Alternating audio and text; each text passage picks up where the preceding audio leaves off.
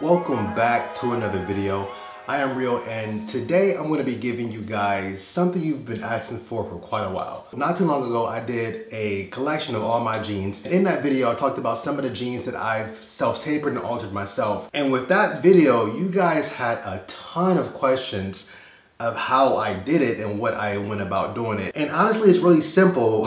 I just bought a sewing machine and watched a crap ton of tutorials and just practice a lot and eventually got better at it. To make it a little bit easier for you, I'm just gonna walk you through the equipment I use, my process, how I do it, and everything I do pretty much just to get my jeans to look the way that they do. I will say before we get into this, one, I'm not a professional. I'm a complete amateur, so if any of you guys are out there who watching me like, yo, what is he doing? Like, just know, I don't know what I'm doing. I just know how to make my clothes look the way I want them to look for me. And that's really, what it is. If you've been watching me for a while, you know that I buy a lot of, skinny, slim, tapered jeans. And that's basically because that's what I like to wear. This is the method you'll want to follow if you struggle finding jeans or pants that fit you. If you have thick thighs, thick legs, things of that nature, it's really hard for you guys to find things. So I would advise you just to buy cuts of pants that are slightly bigger for you. And when I mean bigger, just like more so in the leg itself. Buy the waist, whatever your waist size is in jeans or pants.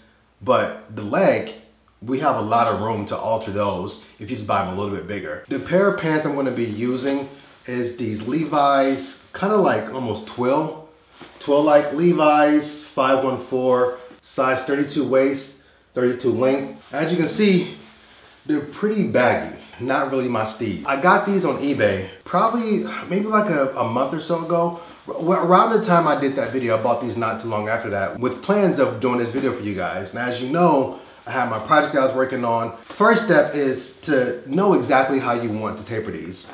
What I think is essential is to have a pair of jeans or pants that fit you perfectly. Whatever way you want them to fit, if you have a pair that fits just like that, we're gonna use those as a tracing benchmark.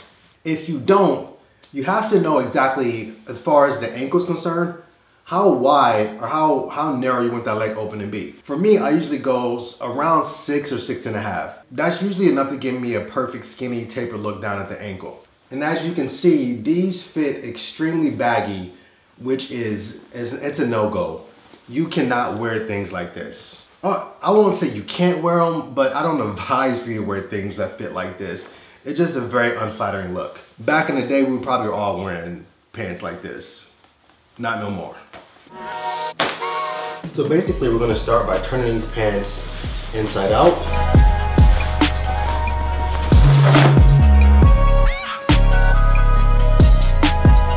So now that we have the pants turned inside out, I'm going to be using another pair of jeans that I like the fit of as a guideline to mark these. So, line them up at the waist and just work your way down the leg. Now, with the pairs you're going to be tapering, it's very important to really open up the leg. We want the out seam to be as flat as possible. Now, whenever I run into an out seam that you can see tends to fold right here, I usually just grab an iron and iron that so it's flat. So I won't be doing that for this purpose, but if you run into this issue, just grab an iron, flatten it out. But I think I should be able to manage without it. So now that that's nice and flat, we're gonna take our pair of pants, we wanna line that up on the inseam, like so. So as you can see, looking at this is where I'm gonna create my line. Now for this step, I'm gonna be using a black Sharpie.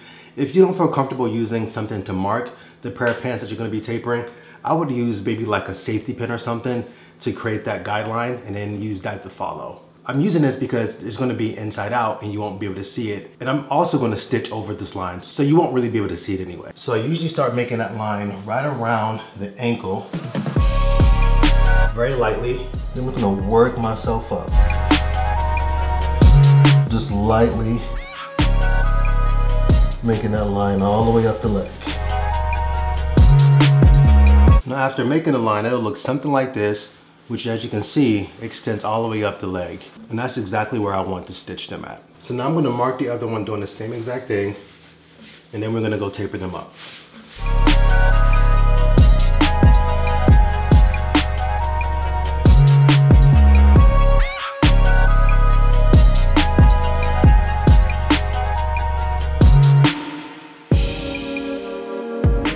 Now, if you're new at this, I would suggest using a tape measure just to ensure that each pant leg has the same length of the leg opening.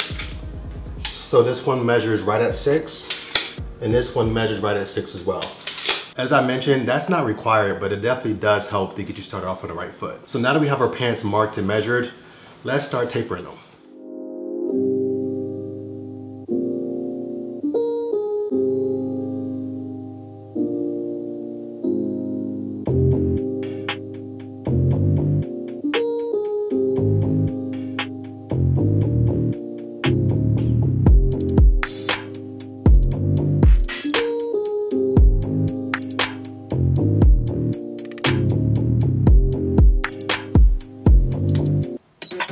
Of course, for this tutorial, we're going to need a sewing machine. If you don't have a sewing machine, it's going to make it really hard for you to taper your jeans the proper way. If doing this is too much of a hassle for you, you may want to take your pants to a tailor and have them do it for you. I've never gone to a tailor myself, but from the research I've done, usually around 20-25 bucks per pair of jeans that you tailor. It can also be said if you just take that money and invest it into a nice sewing machine and then take the time to invest and learn how to do it, you can save yourself a lot of money over time.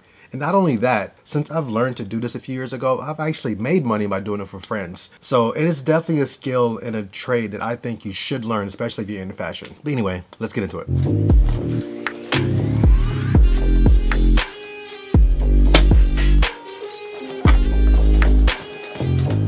If you're new to doing this, make sure you go nice and slow, keeping the material very flat.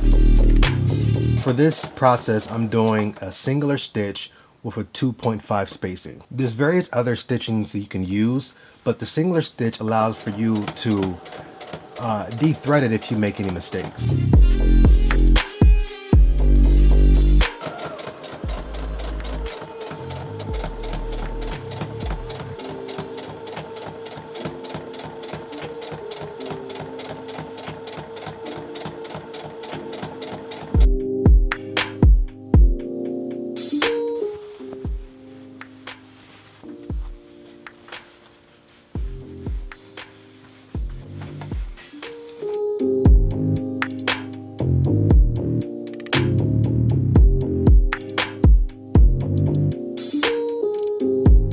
So as you can see, I'm gonna have to stitch over the pocket just a little bit. I'm gonna finish the seam right around here. I'm gonna go over the pocket like right here. And it's gonna be very tricky, so you'll see what I do. So I'm not coming up, I have to turn the pant this way. And now that we're approaching that pocket, I'm gonna lift the foot just a little bit, allow for the foot to sit right on top of the pocket. And now I'm going to continue stitching. Turn it out.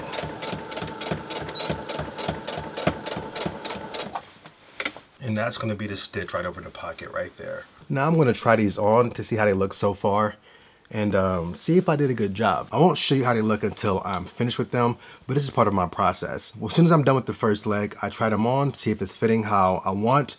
And if it's not, I just go back in and slightly alter them a little bit. Also, I don't know if you could tell, but I left the leg slightly unfinished. So I started my taper right here before the seam, and I went all the way down, keeping that open. And the reason why I did that is because in the event that I messed up somewhere and I had to unstitch them, this would be much easier to do it. This allows for me to actually try the jeans on to see if they're fitting properly. And if they are, then I just go ahead and seal them off. And if they're not, I can go in and make my alterations. So I'm gonna check them out, be right back. Eventually. Alright, so I just tried them on, and what I noticed is right around the pocket area that I showed you guys, I didn't go as far in as I needed to. So let's show you. So as you can see right here, the stitch goes wide and then cuts it off. I needed to bring that stitch straight up right over where I marked it and then go out. So it has to go like this, up over that black part and then go out. So that's the only part that was a little bit bulgy. So I'm gonna fix that. Everything else throughout the leg fit great, so I'm just gonna go ahead and seal them off as well. So let's do that. So as you can tell, I'm going the opposite direction, which is gonna allow for me to have a smoother transition over that pocket. I usually go the other way because it makes things much easier, especially for the whole leg. But this way, I'm just gonna go this way and then seal it off right here.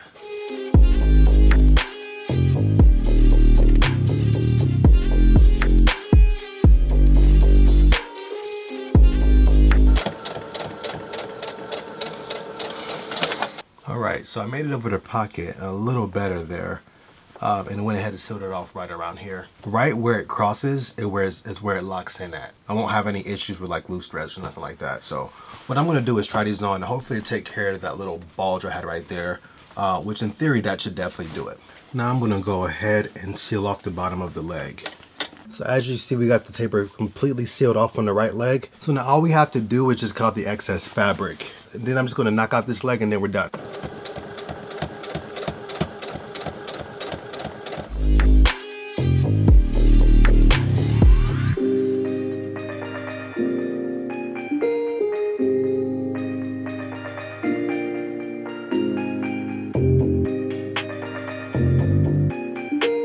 Alright, now that we have both legs stitched up, the next step is to cut out the remaining fabric that we don't need anymore. You want to make sure that you're using a pair of scissors that's strong enough to cut through strong rugged denim.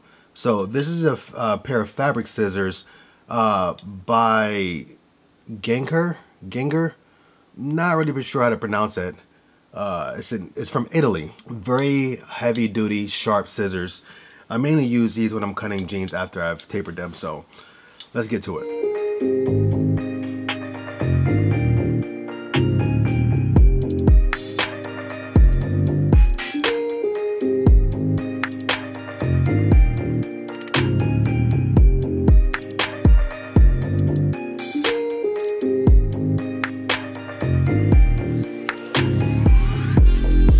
Alright, so the excess fabric is now removed and it will look something like this. As you can see, nothing else there.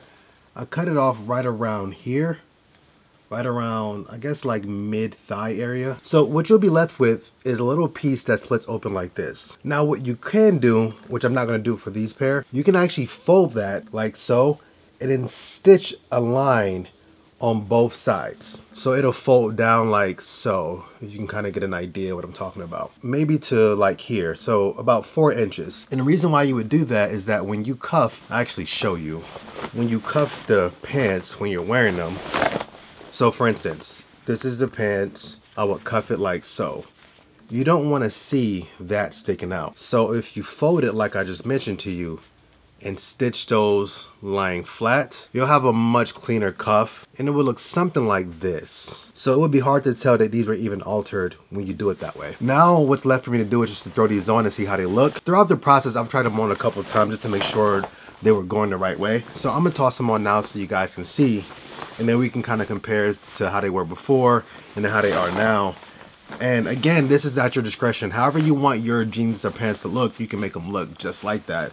So as I mentioned, like mine to be a little bit on the skinnier side, a little bit kind of somewhat roomy in the hip area or thigh area. I opted to go a little bit on the fitted slimmer side, and that's why I use the other pair as a donor pair that I mentioned, the black New Look jeans, because those also fit pretty slim.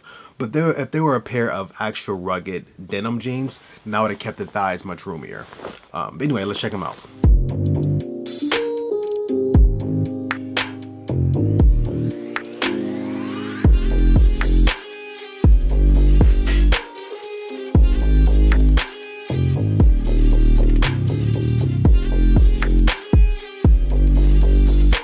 So there you have it. That's how those look on me. I hope you guys enjoyed the video. If you did, make sure you hit the like button. That's the only way I know if you guys are digging these videos when I do them. Slap it with a like. Comment down below. Let me know what you think. If you'd like to see me do maybe some other alterations or stuff like that to, you know, things I typically do or wear, just let me know down below. And I think that's about it. I'm going to catch you guys on the next one. Peace.